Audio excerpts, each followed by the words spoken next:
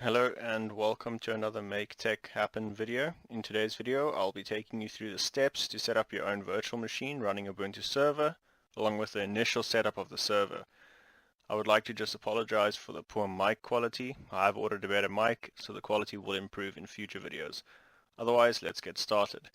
So the first step is going to be to download Virtualbox, which is going to be the application we will be using to virtualize our Ubuntu server. It's completely free. So if you go to www.virtualbox.org, you will get to the home page, select the downloads page, and then you choose the setup file for your operating system, so Windows, Mac OS, Linux, and then your Solaris. For Windows, which I am on, select Windows. The exe will just start downloading. So I already have it installed, so I'm going to cancel that. And then I also recommend that you guys install the Virtualbox extension pack. So it's just an extension pack file, so you just download it. It doesn't matter what operating system you use. Once that's downloaded, you just click on it. After installing Virtualbox, it will pop up in Virtualbox asking you to install. You click install, it will come up saying it was successful, and then you just restart Virtualbox, just open and close it. Once you've got Virtualbox downloaded and installed, you can go over to the ubuntu.com website, select the download page, and we're going to download the Ubuntu Server 1804 long-term support version. So we don't want to go for the latest version. It's not as stable, and also the LTS guarantees updates for the next 10 years, and so it's a lot more stable version. So it's no more tried and tested. So we'll select that. Should automatically just start downloading. Again, I have downloaded this already, so I'm going to cancel this. So once you have installed Virtualbox and have downloaded the latest version of Ubuntu, you're ready to get started. So we're going to open Virtualbox, and then once you've got Virtualbox open, you're going to want to click the New button here to create a new virtual machine. If it opens in the guided mode like this, just click Expert Mode. This will allow you to manipulate more settings. So we need to give the server a name. I'm just going to call this Ubuntu Server 18.04. The machine folder is where it will be storing all of the files associated to this virtual machine. So the virtual hard disks, the config files, all of those. It's normally stored under your user directory in the virtual machines in a directory called VirtualBox VMs. You can obviously just drop down and select Other and browse to another directory if you want to store them on another hard drive or somewhere else. I'm just going to, for the purpose of this video, leave it in the default location. The operating system type is Linux and version is Ubuntu 64-bit. It normally looks at the name you've entered and then normally gets it right. If it doesn't, just select Linux and Ubuntu 64-bit. The memory size, this is RAM. The minimum requirement is 2 gigs. So I'm going to give it 2 gigs. You can give it more, you can give it a bit less. I wouldn't recommend giving it less than 2 gigs. And we can create a virtual hard disk now, so this will be the virtual hard drive for the virtual machine. So we can click Create. This is the setup wizard for it. This is the file location, so this is the name and where it will be stored. It will be stored inside the user directory, VirtualBox VMs, and then inside the folder called Ubuntu, the name of the virtual machine. You can obviously change that if you'd like. I'm just going to, for the purpose of this video, leave it there. The file size, you can either just drag the slider back and forth, or you can manually type in how many gigabytes, terabytes, megabytes you'd like this to be. For the purpose of this video, I'm just going to make it 10 gigs. And the type of hard disk we want to create is a VHD, which is a virtual hard disk, which is very generic, can work across multiple virtualization software, so it's not specific to VirtualBox. You can use a VHD on VirtualBox or any other virtualization software. So we're going to select VHD, and we're going to select a fixed size VHD. So basically, as opposed to dynamically growing and shrinking the VHD as storage is needed, it's going to create a fixed size file of 10 gigabytes, and it's just a bit more stable, and also then you know how much storage you've used. So we're going to click Create. This will now start the creation process. Depending on how fast your hard drive is, or your SSD is. This might take anywhere from a couple of minutes to a couple of seconds to a couple of hours, all depending on the size of the VHD you create and how fast your computer is. So it should go relatively quick.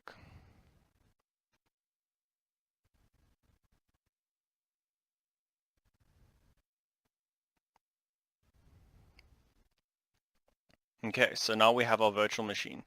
So before you start up the virtual machine, we need to configure all the necessary settings for it. So you can right click on your virtual machine and select the settings page. Okay, and from the settings, now we can configure all the necessary parameters for our virtual machine. So under the general tab, there's not much we need to change here, unless you want to enable things like disk encryption, and you can type a description for it. And you have the clipboards, but it's not going to be in use, as it's going to be a text-based server. System, so I have the RAM, the boot order, chipset, what type of pointing device we'll be using. So we're going to change this to a mouse. These you can all leave. Extended features you can leave default. Processors, how many cores, not threads, it's cores you want to assign to the virtual machine. For now, I'm going to give it 4 to help speed things up, and this is the execution cap.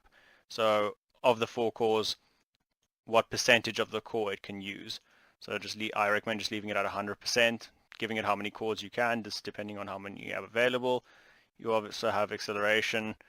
This normally asks what type of para-virtualization interface you'll be using. You can just leave it as default, it will automatically detect, unless you have a specific one that you want to use, such as Hyper-V, KVM, but I would just recommend leaving it on default.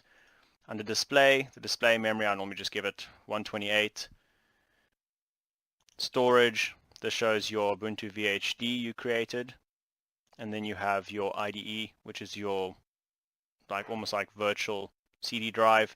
This is where we're going to attach our ISO file that we downloaded for Ubuntu. So you click here, and we're going to choose. We're going to browse to the desktop.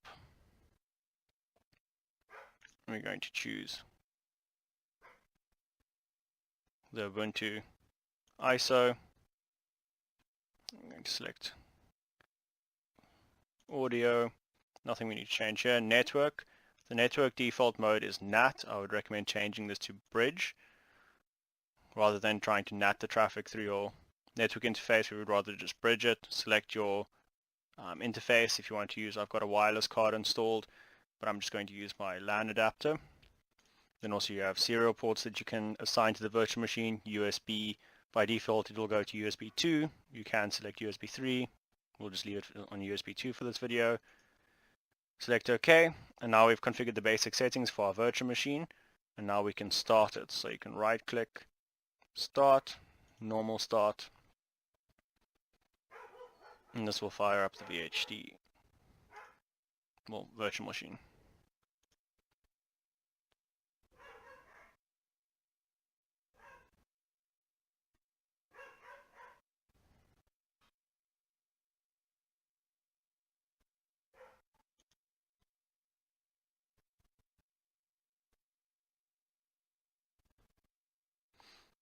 So the setup now will start unpacking all the necessary files, getting the wizard ready for the installation.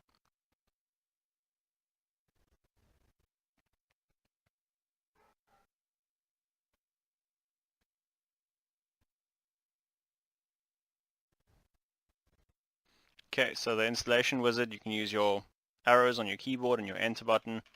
Select the language, so English, enter. Your keyboard configuration, the default is English US. That is what I want. If it's not, you can go up here and just change it. When you selected the keyboard layout that you are happy with, select done. It will ask you what do you want to do, whether you want to install Ubuntu or the bare metal cloud rack or region. So we're just going to install the Ubuntu server. It's your network configuration. So by default, it selects DHCP through the bridge that you created. You can obviously change this. You can go to Edit, and you can change it from DHCP to manual, and you can manually configure a static IP address. But for this video, I'm going to leave it on DHCP. And it also displays the interface name, the type, the address. So I'm happy with that. I'm going to select done. If you have a proxy that you need to use, you can enter it now. If you do not have a proxy or do not need one, you can just leave it blank. Go done. This is the mirror, the default mirror that Ubuntu server uses. If you do have a custom mirror that you would like to use for any specific reason, you can enter it now. Otherwise, I recommend just leaving it the default one. Select done. When it comes to the partitioning of your VHD, if you have no specific reason why you need to partition it, don't. I mean, if you have a specific reason why, you can do it. Otherwise, don't. Just use the entire disk. If you only if you have a specific reason, start partitioning the disk. For a beginner user, I definitely recommend just using the entire disk. So that's what we're going to do for this video. We're going to select the VHD that we created. And this is going to just give us an overview of the file system, what drives we're using, how it's going to set everything up. If we're happy with it, select done. It's asking us, are you sure? Select continue. Now we need to enter your name. So this will be the administrator's name for the server. So I'm just going to use my name. Server name, we'll just call it Ubuntu server. This will be its host name. So username, it's going to use Shane. Password. And then this is also where you can set up your SSH keys. So you can import keys if you have SSH keys that you need to use to SSH into the server. We'll set this up in another video. So we're just going to leave that as no and select done. Now these are pre-configured packages that Ubuntu server comes with. So let's say you were going to set up a Nextcloud server. You could actually use the arrows, navigate to the servers or the services you want to install, the server environments you'd like to install on this Ubuntu server, use spacebar to select them, and then go down to the bottom and select done. And what this will do is the Ubuntu server will automatically, during the installation, download the necessary packages and set it up for you so that you don't have to do it afterwards. But for this video, we are just setting up a plain Ubuntu server that we will use for other things other than they've got here. So we'll select nothing and select done. And this is now completing the setup and installation based on the information you have provided. This normally takes a couple of minutes depending on your hardware. So once this is done, then we will go on with the rest of the setup. Then once this installation wizard has completed, it will prompt us to reboot. So there we go. So now we can reboot. This will restart your virtual machine. It will prompt you to remove the installation media and then press enter. If you just press enter, it automatically removes the installation media on the second reboot. So now it will boot into your new Ubuntu server virtual machine.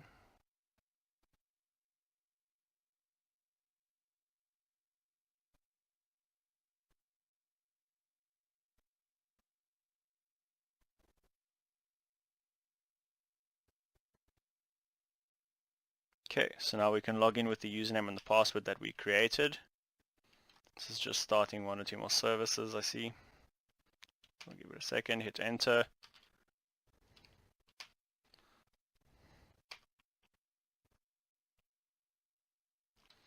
We'll log in with the user we created. Okay, so when you log in, it will give you some basic information. You have your system load. You have your current disk usage, your current memory usage, your swap file usage, how many processes are running, users that are currently logged in, your current IP address for the interface.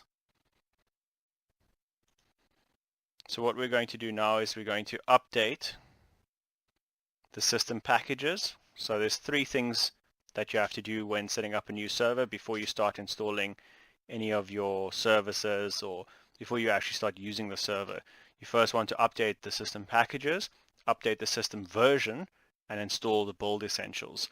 So the first one we're going to start with is the packages update. So you're going to do sudo apt-get install, sorry, not install, update.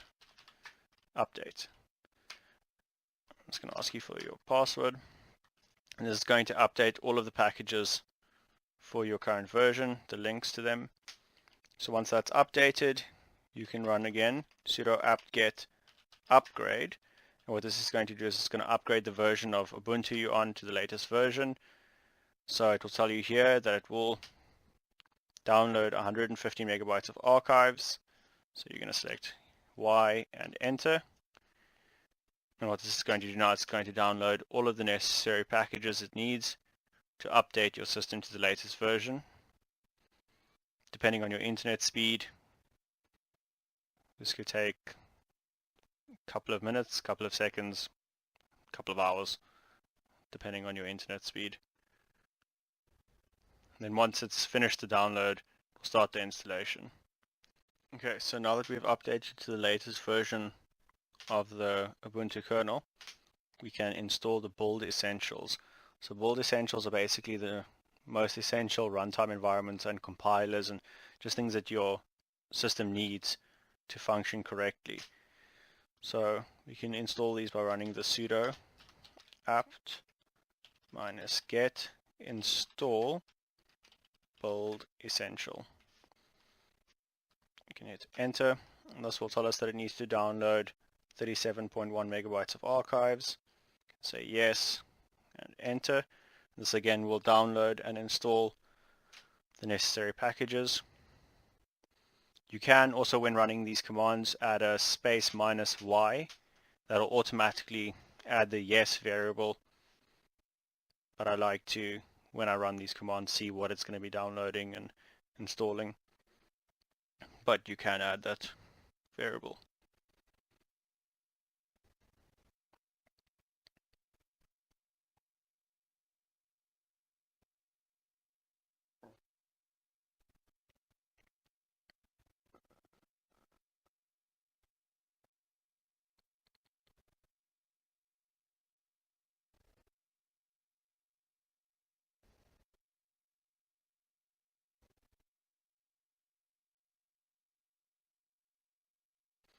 Okay, so the build essentials have now installed, and what I'm going to recommend is you do is give your server a restart. So we will do sudo init 6.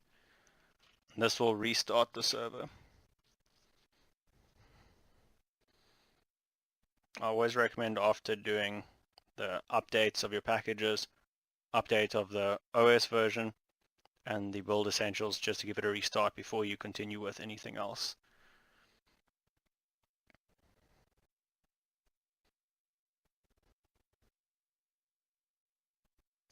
Okay, so our server has started back up. Can log in again. You can see that the last login was when system usage, packages, that can be updated. Can run another. It says there's 5 packages that can be updated, so we can run another sudo apt-get update. Okay, so it updated those packages, and that's about it. You should now have a server that is ready to be set up as a Nextcloud server, a Redmine server, a Samba server, whatever you needed it for. I'm going to be creating another video soon on the top 10 Linux commands specifically for Ubuntu that are need to know when working on the server. So you can look out for that video. And then otherwise, if you have any questions or concerns regarding this video or need further assistance with anything, please feel free to leave a comment in the comment sections below, and I will respond to you and help you with your setup. And if you found this video helpful or informative, please consider giving it a like and maybe subscribing to my channel so that you can get a notification next time I release future videos. But otherwise, thank you for watching and enjoy the rest of your day.